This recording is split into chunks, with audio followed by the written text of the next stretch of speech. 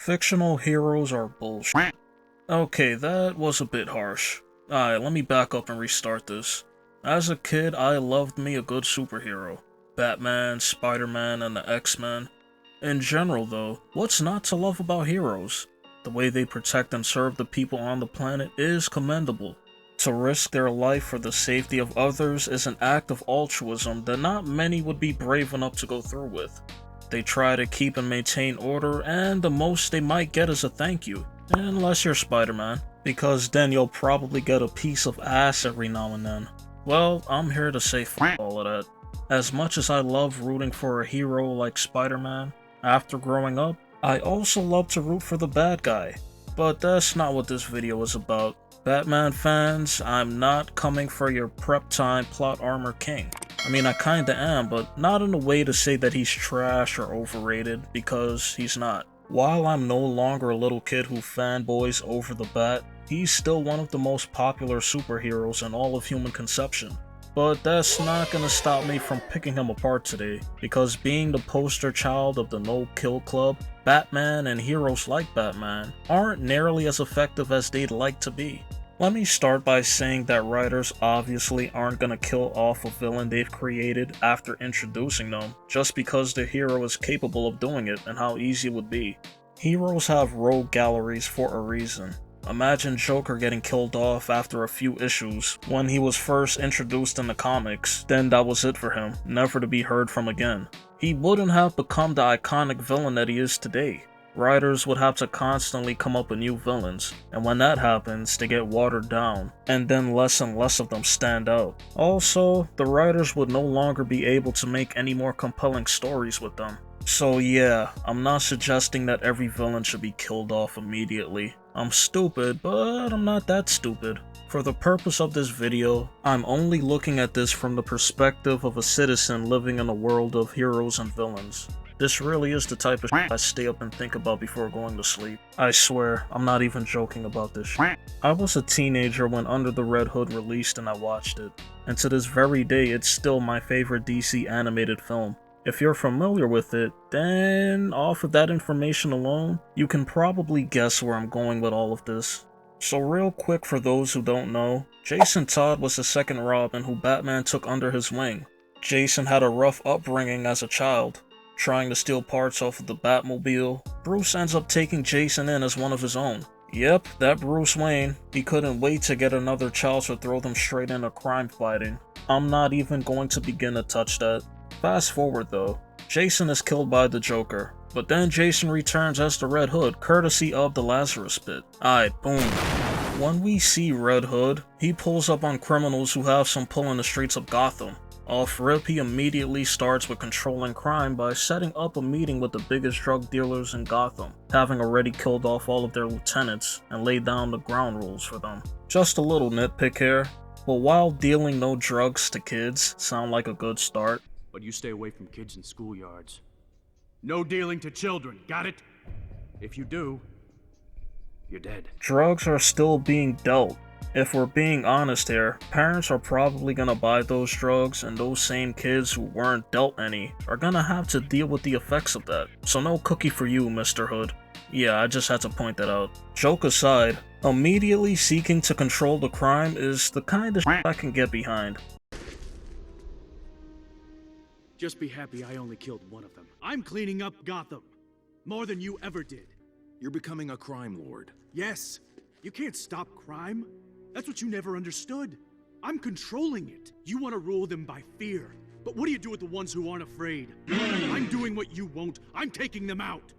Jason knows he doesn't have ill intentions if he were to be a kingpin. Hell, nowhere near the intentions of Black Mask, Penguin, or any other high-level crook. In Jason's mind, I imagine he's thinking it's better him than someone like Black Mask, not to mention that he has his own motive going on anyway.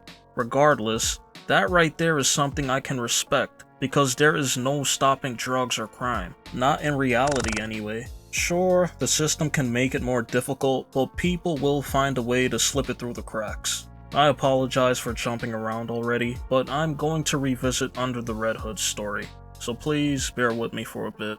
The thing is, much like the real world, Gotham is a city where there will always be crime. Yes, Batman saves the city and even the world at times, but when I really look at it, Batman is kinda insane. And no, not insane for dressing up as a bat, or because of the trauma he suffered as a child that pushed him down the vigilante, crime-fighting path, or for constantly taking in children to help him fight crime. Insanity is doing the same thing over and over and expecting different results. For being one of the smartest characters in DC, Batman sure keeps making the same mistake. He puts criminals away and he gets them off the streets, but for how long? Yeah, what do you do? What do you do? You act like it's a playground. You beat up the bullies with your fists, you throw them in jail, everybody calls you a hero, right? And then a month, a week, a day later, they're back on the streets doing the same goddamn thing! Batman is not omnipotent. Hell, none of these superheroes are. At least none that I know of. The minute certain criminals get out, the ones who view Batman as more of a nuisance than someone to be afraid of, they'll be going back to do the same thing they were doing before they were taken off the streets. You look at the show Penguin, and you see all the shit that crooks and thugs are getting off right under Batman's nose. It's not because Batman doesn't care. He's busy and he can't be everywhere at once. As a result though, people are gonna keep selling drugs, they're gonna continue to steal, and they're going to continue to kill. The interesting impact that Batman has is that because he's such a strong and harsh response to the crime of Gotham, you know, the GCPD can't handle, you have the cream of the crop of villains who are going to have a strong retaliation. After a few run-ins with the Bat, they're going to up the stakes. They're going to become more ruthless to combat Batman and accomplish the schemes they have in their mind. Their response to Batman will always be escalation, because they have to if they're dealing with Batman, because they don't fear him enough to stop doing the bullshit that they're doing. Hell, forget his rogues gallery. How about one person? Huh? How about just the Joker? As much as many of us love the Joker, I don't think anyone will truly say that Gotham is a better and safer place with the Joker running around to commit the atrocities that he commits. It makes sense to kill the Joker to prevent him from killing innocent lives or leaving them mentally f***ed. But nope, Batman will only put Joker in a full body cast and then wait for him to heal up and plan his next big scheme, where more people will die and more will be mentally f***ed. What a vicious cycle. Now, taking myself out of the fictional world of heroes and villains, this makes Batman an intriguing and complex character. Let me say that I don't think Bruce enjoys crime, but I also don't think he hates it. I know that sounds stupid, but I'm only saying that because his actions ensure that he gets to keep putting on the cowl. Bruce is Batman at his core, and without his rogues gallery, he would be nothing. To me, Bruce operates well in chaos. Without it, I'm not sure what he would look like. Let me also clarify myself by saying that I'm talking about any villains in the world, period. Not just his rogues gallery. Like if you look at Superman, if there were no villains, I'm pretty sure he could live a good life. A happy one even. Batman on the other hand, not so much. It's like he really needs this. I get that a part of Bruce being Batman was so that others wouldn't be placed in a situation that he was once in, but he's putting people in those same situations because he lets people like the Joker roam free to kill another day. It all just seems really counterproductive to me. And yeah, he has a no-kill code, but that leaves more of Gotham's citizens to be subjected to all the bullshit that Gotham has to offer. Even in Under the Red Hood, when Jason berates Bruce about why he could never kill Joker, and Bruce tells him it's because it would be too damn easy. Okay, this point right here. Oh boy, let me say that Batman staying true to Batman is good. Don't succumb to peer pressure, kids. Always be yourselves. Also, yes, Batman killing people would be character assassination. I completely agree. But that being said, man, just shut the f*** up with all of that bullshit. Okay, I'm sorry. Let me take this off of Batman and be general here, because this happens a lot. I think you're a half measure. I think you're a man who can't finish the job. I think that you're a coward. Personally, I prefer characters who will make sacrifices to make their goal a reality, good or bad guy. For the good guys though, they can't cross a line because that will create a slippery slope, and they'll be no different than the people they're trying to stop. And yeah, I know the Injustice storyline, I get it, but this is why I think heroes are bullshit with their logic. You become a symbol that forces certain nutjobs to become even bigger nutjobs. You want to save people, but then you also allow criminals to live to see another day so that they can kill the same lives you want to protect. Back to Red Hood though, he understands he can't entirely wipe out crime from the streets of Gotham, and he has groups under his control. That's the main thing, control. Batman and many other heroes would never even think about controlling crime because it goes against their code. Heroes like Batman rather stop it so it can go away and fester in a dark corner and possibly come back even stronger than before, which is something I can never get behind. I'm always going to be on the side of the Punishers and the Red Hoods, man, because that logic that heroes go by just isn't clicking for me anymore. Killing is bad, yes, but your presence is only forcing these criminals to get smarter and more ruthless in their approach so that they can do more harm. If your answer isn't to neutralize them as a response, go on and be a firefighter, or a doctor, or a lawyer. A bit of a stretch, yes, I'll admit it, but that's how it feels watching these stories for years. If my goal is to save and protect as many people as possible, and I'm talking truly wanting to do that, you gotta cross that line. I'm sorry, but realistically speaking, which I'm saying from the comfy perspective of a person in a fictional world of heroes and villains, heroes would do way more good by permanently eliminating these super threats to society. This is why it's kind of heroes for me. Again, from the perspective of a person in the fictional world of heroes and villains.